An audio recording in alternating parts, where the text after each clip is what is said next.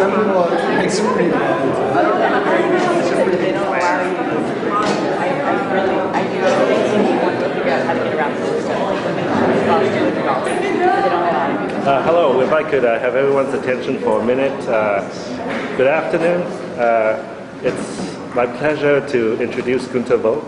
I feel a little strange because I'm a guest, but Sarah is out of town and asked me if I could give an introduction. Gunther is the principal of Vogt Landscape Architects based in Zurich, with offices in Berlin and in London.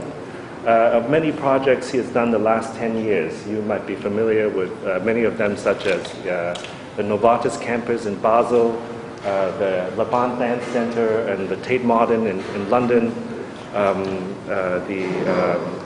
He's collaborated with many architects, like from Herzog Demeron, Peter Zumthor, Dietmar Eberli, and also with a lot of urban planners, biologists, as well as artists, which is of particular interest of mine. He did incredible installations with Olafur Eliasson in the Regenskunsthalle, as well as with Dan Graham. We're very lucky to catch Gunther on his way to Utah to see the Spiral Jetty. So he's stopping in Houston just for one day. So we managed to kidnap him for 1 hour to be with us and share his work. So please join me to welcome Gunther.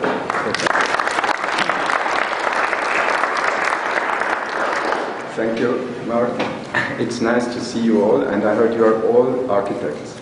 So that's okay.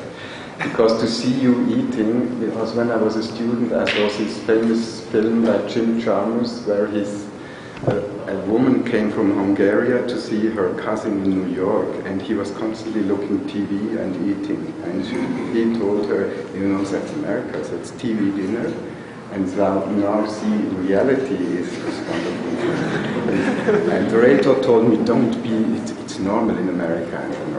Nobody would ever eat, but I like it to have reality, and that's a bit surprising. He says, is reality a model, or is a model a reality? And I'm showing so our approach, and it's a bit both. It's a bit what I'm teaching at the university and what we are doing in the different offices. And as Mark mentioned, for us, it's we are not doing so many projects by our own, so it's always in collaboration with architects, urban planners, or meanwhile many artists. So that means landscape is a problem. When artists are working with landscape, it means we have a problem with the landscape. And when I'm saying dealing with architects or artists, it's always, for me, it's always important to explain where we are coming from. When you see this image, especially here in Texas, you can imagine coming from Switzerland, it's a very specific background. And sometimes people ask me, why are there so many good architects in Switzerland, or landscape architects? And I could say it's because of the background. So we don't have any culture in terms of really good architects, in terms of really good gardens or parks, because we didn't have any kings or queens spending a lot of money in really wonderful architectural parks. That's one explanation. The other one, architects and landscape architects in Switzerland are quite well paid. So therefore you can work a lot longer for your project. That's one explanation. And in the culture, an architect or a landscape architect is really a respected discipline. I don't know any other country in Europe where architects or landscape architects are so respected. And therefore we have we can work and we can really do things you don't believe. And you will see, I will explain it afterwards. So people respect our work, and of course we don't have this health and safety regulation as you have it here or in the rest of Europe. So, because you see, landscape is dangerous in Switzerland. So we can do things, showing it, forget it, leaving here, forget that we will ever do it, because it's only possible in this specific situation in Switzerland.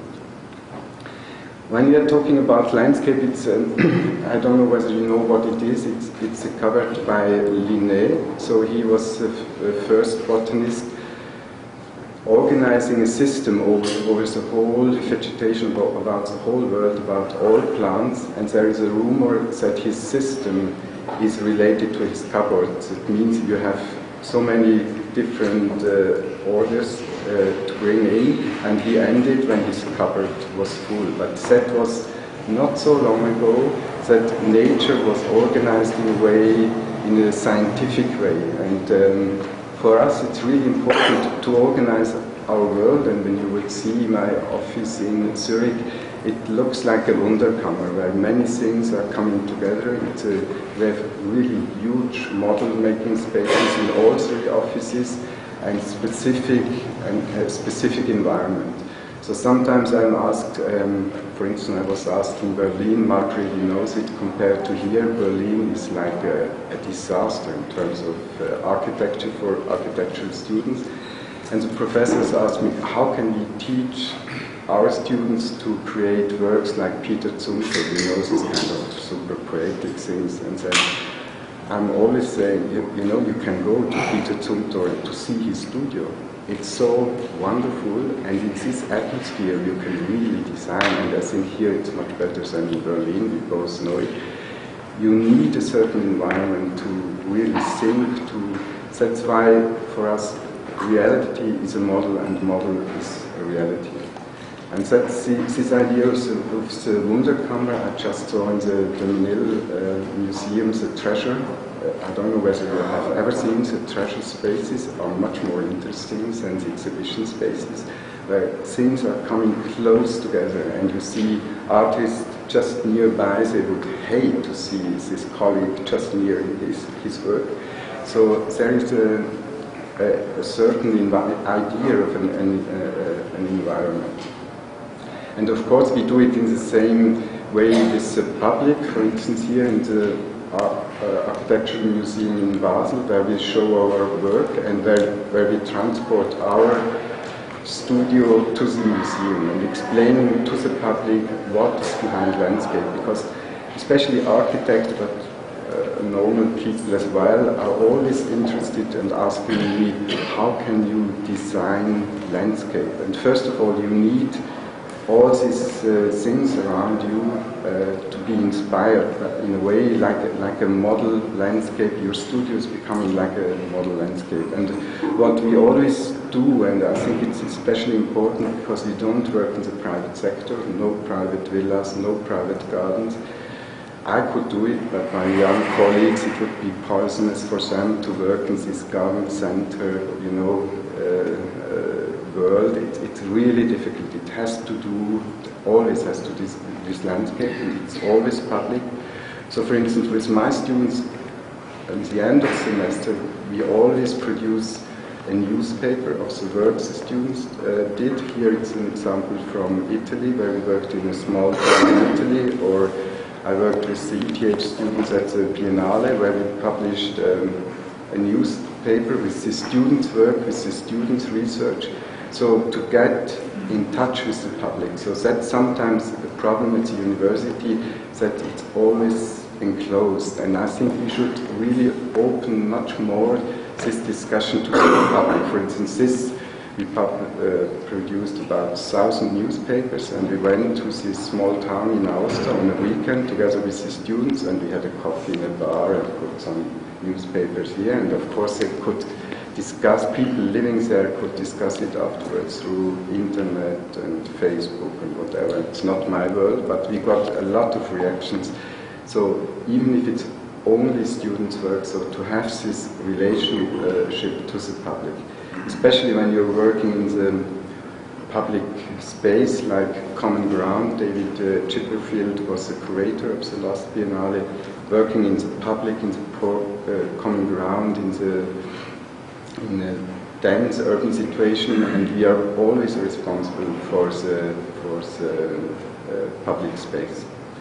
And of course, what's sometimes missing, and when you know landscape architects, normally it's all, for you as architects, it's always over-designed. So, for instance, Jacques Hertzmann is constantly telling me, you know, we are much better designers than you, but nobody knows plant like you. That's why we like to work together.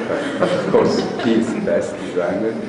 And you know the difference between him and Le Corbusier in his meaning? Le Corbusier is a better painter and he is a better architect. My God. But in a way, he is right. 15 years ago, he told me we will have an inflation of landscape architectural projects. And it really happens now. So that we have, especially in Europe, landscape is on the table. For instance, I'm teaching at CETH, and together with Christophe Giraud, and we have 2 professors and 30 assistants. Can you imagine 30 assistants and no landscape education? It's only for architects. And then when CETH is saying landscape is becoming so important, so that means something. You see it in terms of money, but the students can join us for a semester, for a class, whatever, but in the end they are all architects, and I really like it, so that architects understand a little bit what is behind this idea of designing, how can you design landscape. And what we should never forget, and it's for me it's a shame that my young colleagues trained as landscape architects, but we have architects, biologists, architects as well working in our office. But especially the landscape architects don't know so many things about landscape. So, for instance, they don't know trees. That's true, I can tell you. They don't know trees. They are all trained in a strange way, and that's one of the problems, the education. It's not so easy like architecture. I'm not saying architecture is easy, but it's easier to learn how to design buildings, how to deal with architecture. So what we always do is this kind of field trips to go out into a landscape. Here, an example in France, one in England, to see the English landscape and to learn from the English landscape. So a little bit to explain this approach, and I was last fall semester at Harvard, and the students there, after 4 weeks, I told them, listen, please stop mapping. They are constantly mapping.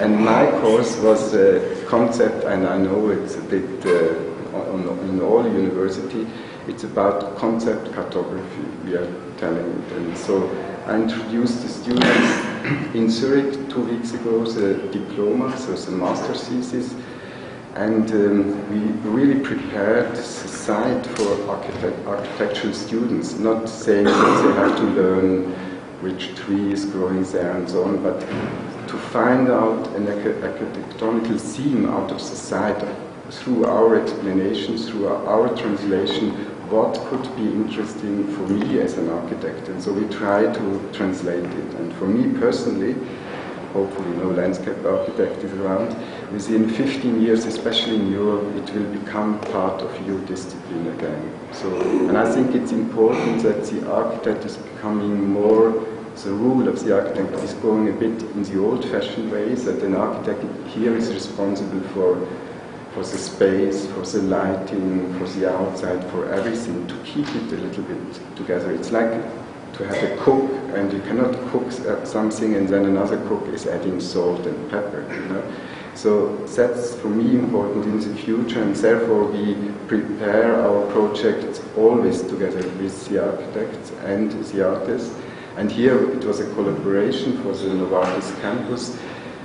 And the starting point was quite easy. I had a young colleague, afterwards she told me, Gunther, can you not explain to the students how you work and how you think? And then she wrote this book about our office, how we work. And she started the discussion, the design discussion in Basel. Gunther, why are all the pebble stones in the River Rhine in a different color?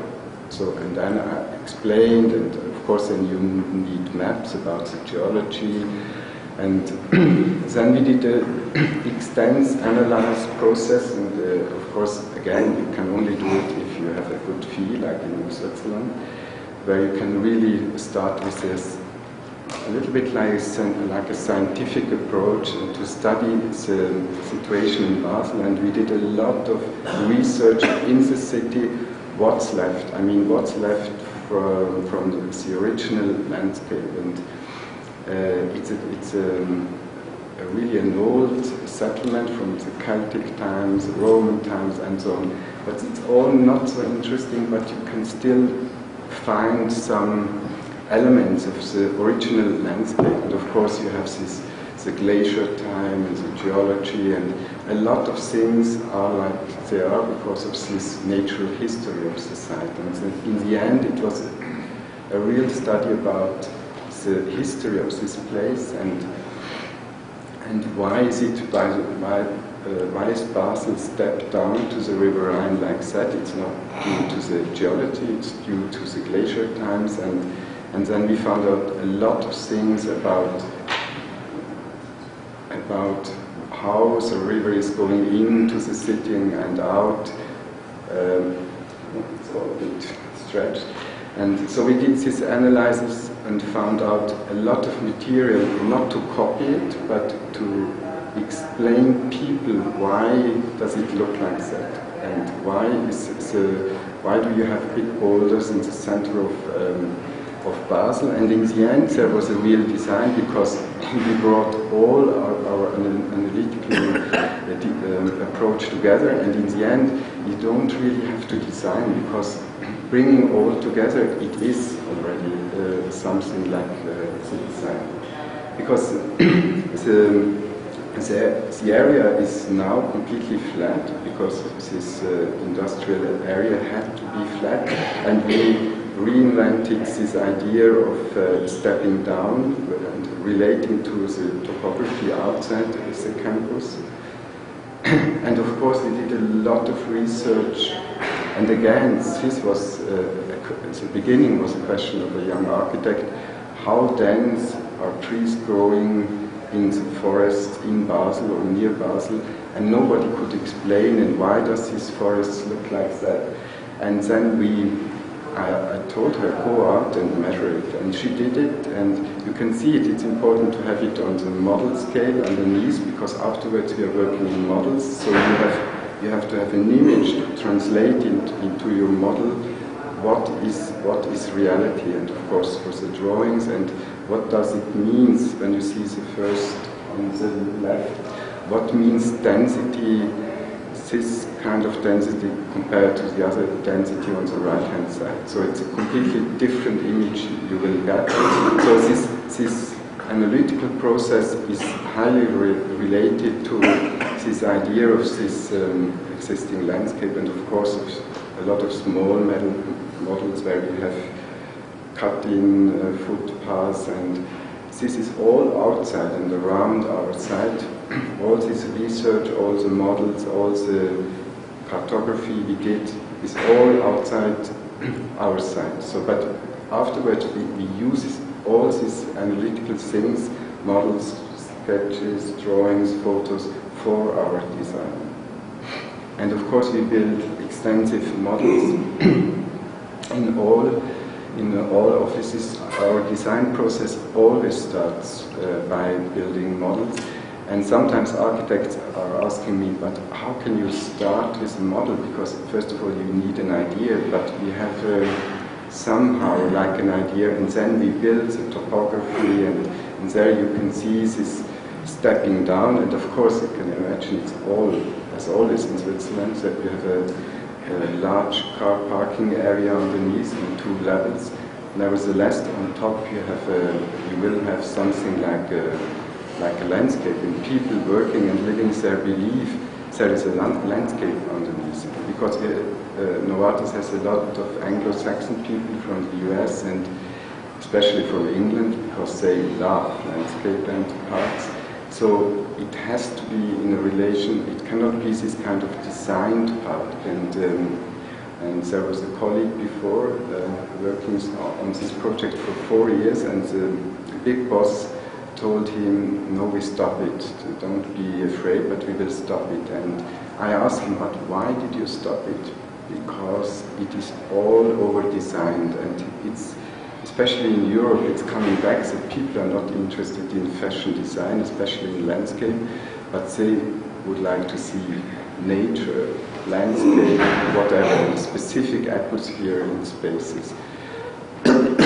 And this big boss told me, you know, I asked the landscape architect, what are the rules behind your design? And he couldn't explain, and then, you know, he told him, you know, a musician has rhythm, repetition, exception. What are the rules behind your design? Because it's a designed landscape, therefore you should have rules. And he was showing, as you know, in autumn you have colorful trees and it's blossoms and whatever, and he explains only the specific qualities of different trees, but that's not the atmosphere in the end, because then you see a cherry tree, of course it's a cherry tree, but the rest of the year, what is the atmosphere, what is the idea behind this landscape? And of course we are building models because it helps us to find out how to build the landscape. In the beginning we thought we should build these terraces like an architect, you do it with cladding or stones, whatever. And then by building these models we found out we should come as close as possible to the original landscape. You have a strong river, so we have to work with gravel and embankments of gravel, but of course, how can you build embankments of gravel today, and it has to stay and so on. And then by building these models we found out how to build it, and then we made tests. Of course we do a lot of tests how to build it, and then it was built. It was built, and then the guy in front is destroying it, and the guy behind is a little bit like an archaeologist, creating like an image. Hopefully see it here. Yeah. This is 3 months after building, and it's a stable, and it's so close related to the river nearby. And again, what I mentioned, what you see, it's 3.5 meters high, and you don't see any fence or handrail. And I asked the security manager from Novartis, and he told me, you know, everybody in Switzerland knows you can fall down, and perhaps there's no lawn, it's a bit higher meadow, and so you can expect something behind. So you can never build it anywhere in Europe, and I can imagine you could never build it here. So we built this series of walls, and people now saying they are walking down to the river, but they are not walking down, they are walking like in here, it's completely flat, but the embankments are going up like that. By walking through, people have the imagination to walk down. And that was our interest, to have this experience. By walking through the park, you think you're in topography. And here again, when I'm saying model making, this is an 800 square meter model of this park, with all the walls, with the trees, where we show, first of all, to us whether it's all good, all details, and to the client whether he accepts this design or not. If he accepts it, of course, you can keep it. That's not normal, but in England, for instance, for the Tate, modern Herzog de Morocco could build each detail. So, I mean, each detail of a staircase, each floor, each wall. So, build a one-to-one model and to criticize this, to correct it, to see whether the quality is okay or not. And I think this real or analog model making is important for architects and for us as well.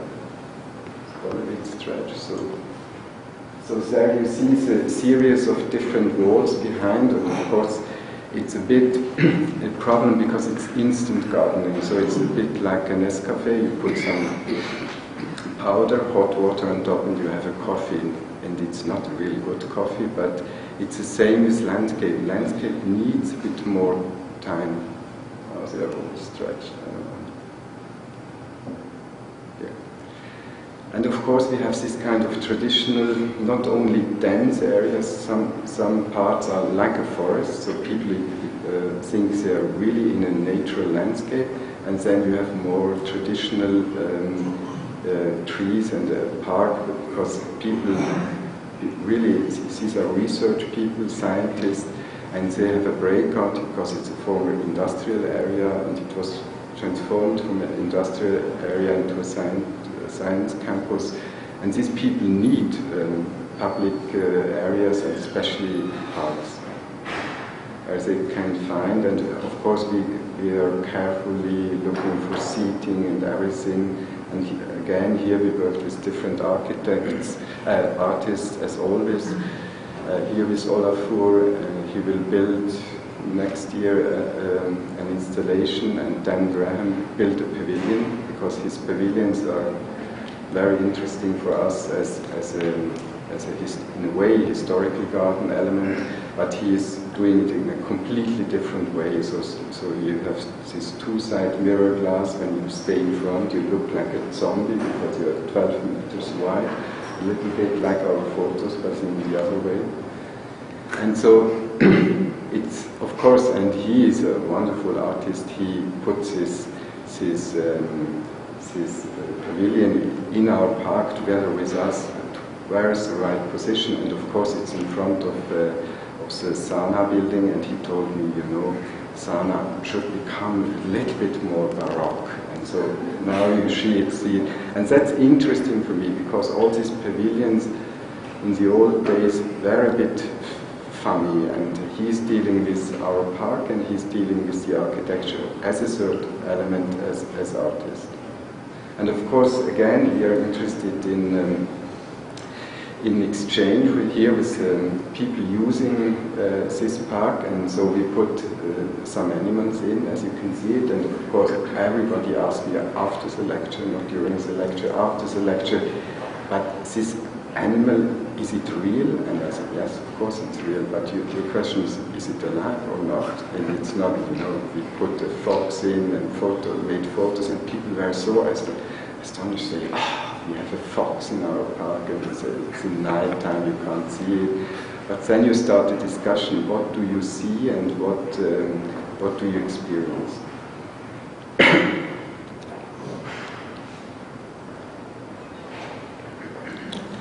When I'm saying it's a public space, working especially in Europe, where you have every country is completely different in the idea of public space, and England is between the US and Europe is England, and England is really super special. So we were asked to design, it's a Parliament Square, that's a big square just in front of the English Parliament. For us it was amazing that the City of London asked us to design it directly, no competition. Can you imagine in Switzerland an English office could propose something in front of the Parliament? It's just not possible. We would have a big competition for every public space. There is competition, but it's not in England. I think it's not so often in the US. And for us it's a bit difficult, because normally we are in concurrence with colleagues, with ideas, and that's helpful for our design. So because there was already a design again, and we were asked to design, perhaps you know it, it's a Parliament on the right-hand side, and this small square, mainly lawn, where you always have this manifestation and people living there in tents against the Iraq war and whatever. It's a public space in England, and I think the English Parliament is the oldest parliament of the world. And so we got about so much information about this site, and I only show you some of these analytical things people did in London, so it's not our work. But what can you do with all this? And of course you know it, I know it from the Harvard students. They are producing 300 of these analytical drawings, what is important. And of course we are interested in it as well, and we are doing this process as well. But in the real end, what can you really do with all this analysis and mapping, and especially England having this colonial background? For my students in Harvard, it was really good for them, because they stopped mapping after 4 weeks, because they found out the English are the world masters in mapping. They have all maps already, so you don't have to do it yourself. You can find everything you can imagine. And it's because of their imperial background. If you're going to, or you start a colony or so, you need maps. So therefore they have everything. And of course we looked through all these analytical maps and analyses, and then And of course you have protected views, and in the end you close your analysis and you think you cannot design anything because it's so, the area is so restricted, you cannot do anything. And then we asked our client, but why, why are you redesigning Parliament Square? And the answer was, yeah, we will have 90 million pounds to build it. And then I asked, but how do you know what it costs without having any concept of design? And these guys told me, you know, our problem is that we have so many tourists crossing Parliament Square, so people working there are not fast enough in the office, so they lose in the morning 2.5 minutes, in the evening 3.5 minutes to cross this public space. So we counted, so it's about 90 million. So we can imagine to think about a city like that. And then one of my colleagues, an architect working in our office, started the design process because he has hundreds of films at home, he copied.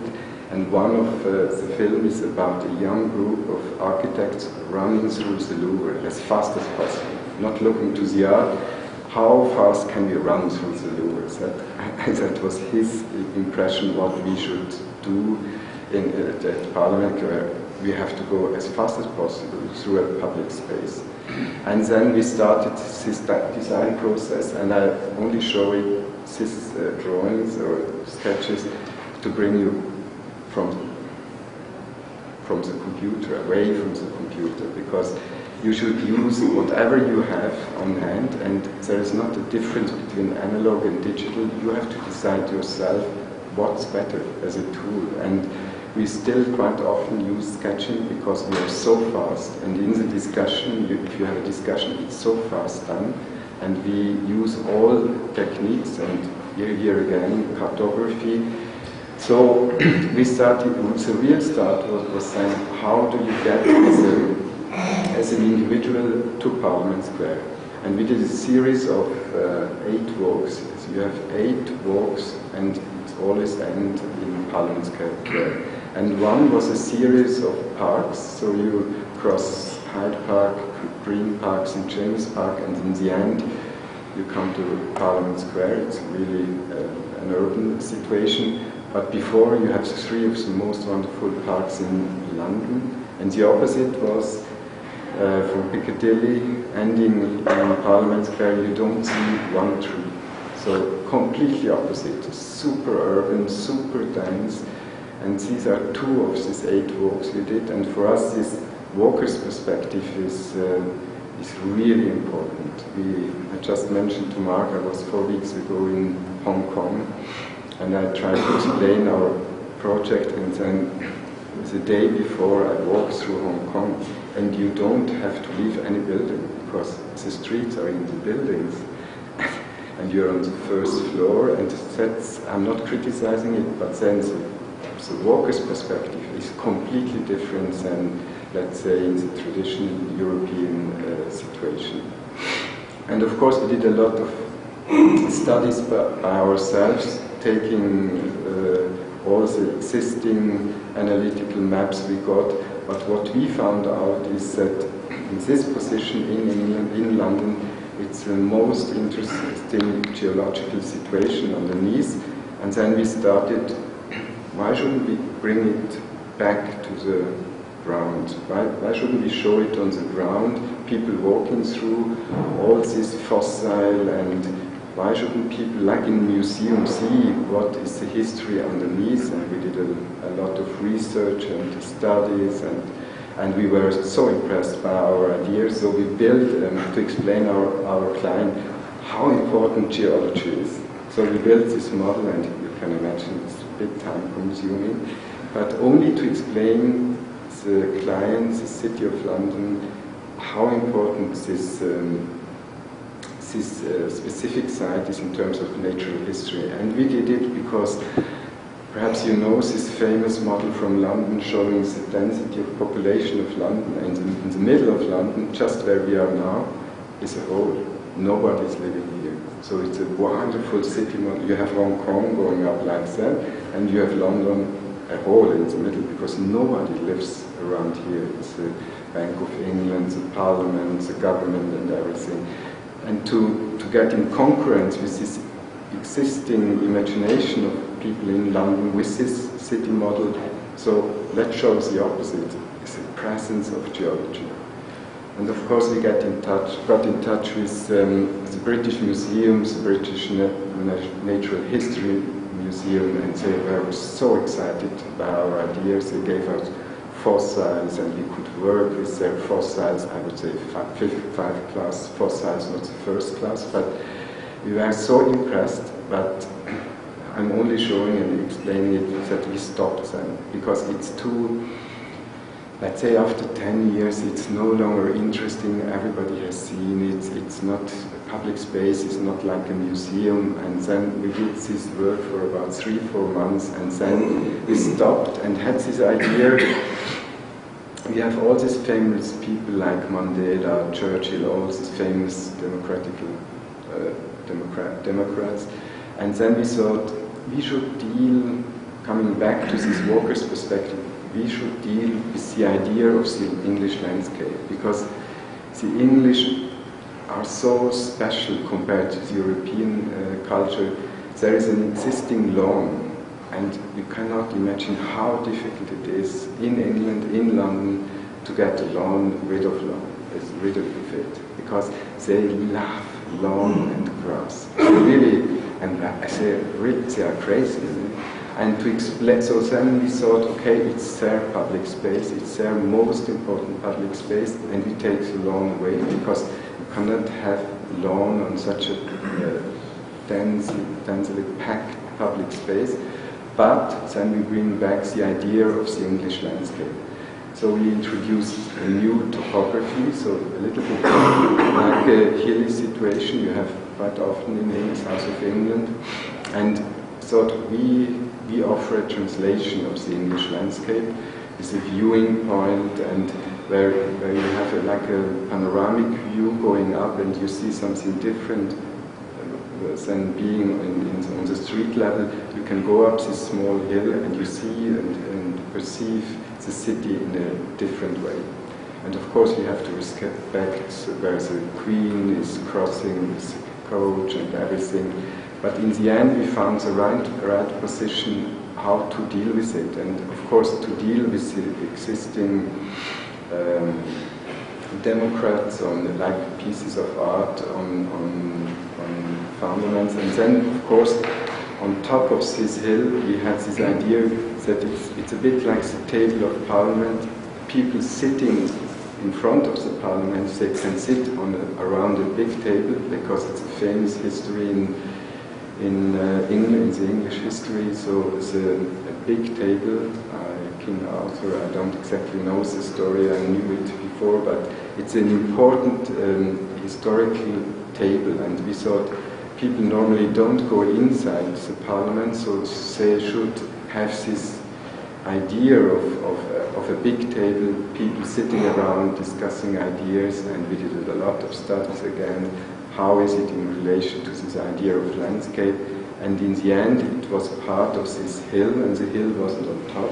The table wasn't on top, but part of the hill, and that was the end of this table in the middle, where people can sit around, and it's for about 100 people can sit around this table and really like deal with this idea of what's going on in the real Parliament.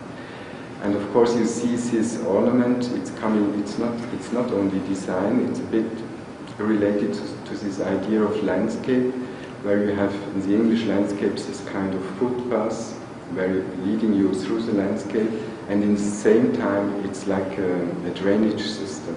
And so we had this idea to use this ornament, because we need some drainage, and we do it in an ornamental way. It's a bit both, it's ornament and functional, and it's related to the English landscape, where a footpath is a drainage system in the same way. And of course, we had to plant trees, and we found, you always find really interesting things. These are the copses. You have copses in the English landscape, leftover small pieces in the agricultural fields, and they use the leaves of the trees or hazelnut or something, and it's always for public use. It's not for the farmers, and it's always a leftover space in the grid system in the English landscape. And of course we relate to this tradition, this culture, especially in England you can relate to the landscape culture because English people are super interested in their own culture, in their own landscape. And that's the final model where we have the hill in the middle and this copse as an addition to the existing trees with the monuments of the Democrats around. And of course it's all out of stone and no longer grass. And that was, for you it's easy, but for the discussion in London it was very, very difficult.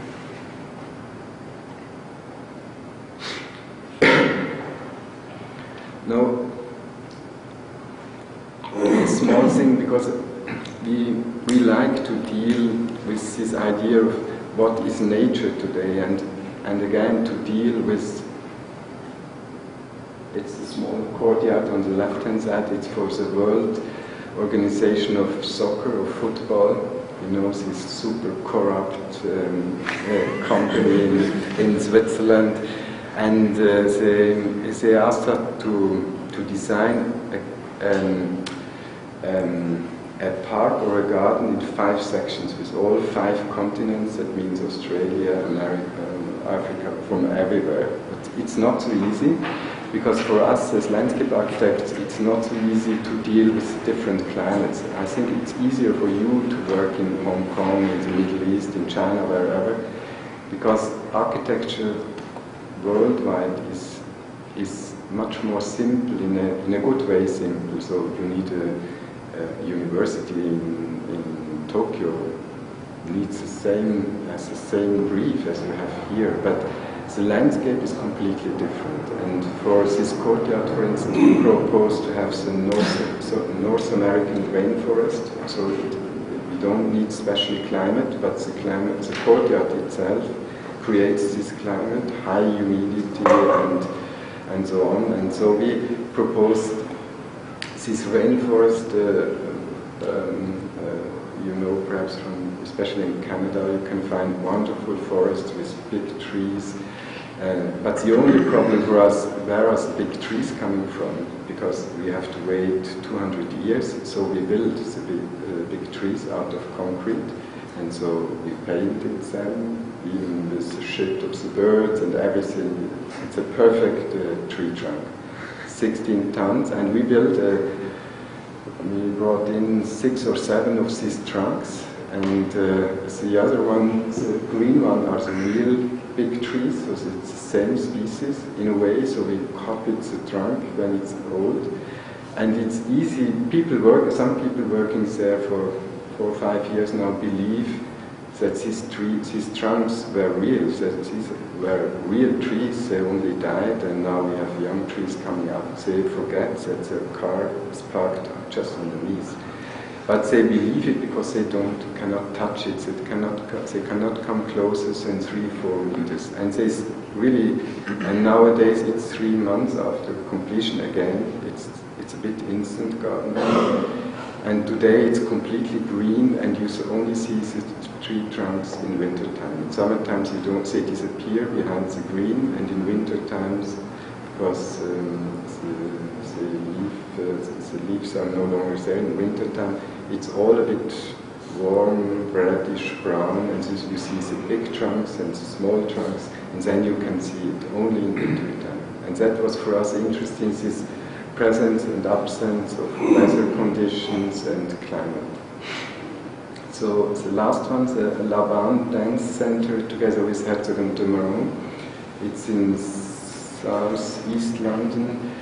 The urban structures, you can still see the Second World War, the Germans bombed, especially here, and you can still see the urban structure is completely wrong. because say after the World War they built buildings here and there and didn't respect the existing structure.